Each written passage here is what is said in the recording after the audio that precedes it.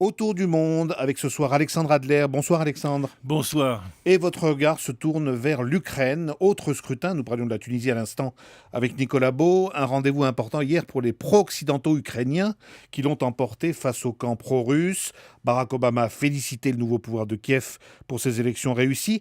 Et c'est vrai Alexandre que d'un point de vue purement démocratique, il n'y a pas eu de bavure. Non seulement il n'y a pas eu de bavure, mais l'extrême droite, dont, il faut le dire, les télévisions russes parlent tous les jours en présentant le mouvement ukrainien comme un mouvement fascisant, eh bien l'extrême droite a fait un score qui n'est pas énorme, un peu plus de 10%, et avec une partie de l'extrême droite qui est moins à droite quand même que cela. Et donc on peut dire que les partis démocratiques, ceux de la Révolution orange, disposent d'une large majorité. Mais pire encore, je dirais, pour Vladimir Poutine, il n'y avait pas vraiment de conscience nationale ukrainienne bien homogène avant tous ces événements. Maintenant, elle est là. C'est-à-dire qu'on a voté de la même manière à peu près dans toutes les régions. Alors on a beaucoup disserté, vous en parliez, sur Vladimir Poutine, le grand joueur d'échecs ces derniers mois. Hier, c'est le chef du Kremlin qui a été mis en échec. Ben oui, ça arrive aussi quand on joue aux échecs. Il arrive qu'on perde, on ne gagne pas toujours.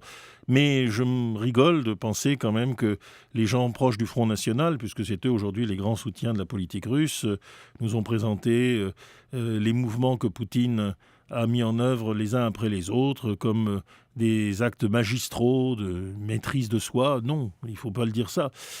Poutine a réagi d'abord presque, je dirais, émotivement à la gifle qu'il avait prise avec ces Olympiades qui ont été ratées à cause des manifestations de Maïdan. À Sochi. Il a voulu montrer qu'après Sochi, il était encore le chef de la Russie, il l'a fait, mais le prix est élevé.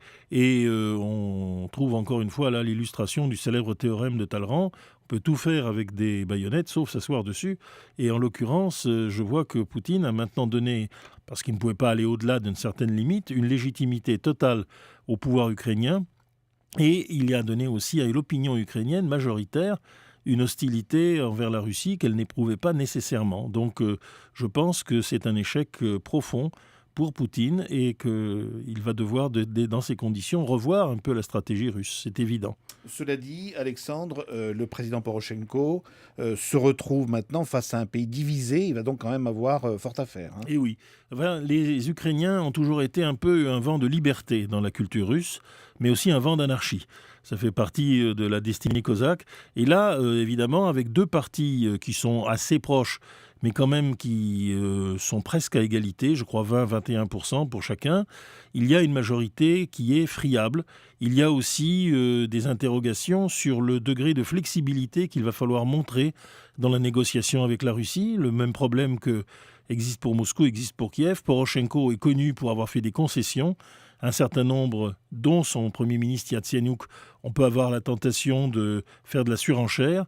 Et ce serait très mauvais, car si la leçon démocratique que l'Ukraine vient de donner est un grand succès, en revanche, la situation économique est toujours aussi dramatique. Et on ne peut pas se permettre des coups de volant comme ça sur une chaussée aussi glissante. La nouvelle donne en Ukraine dans le regard international d'Alexandre Adler. À demain Alexandre. À demain.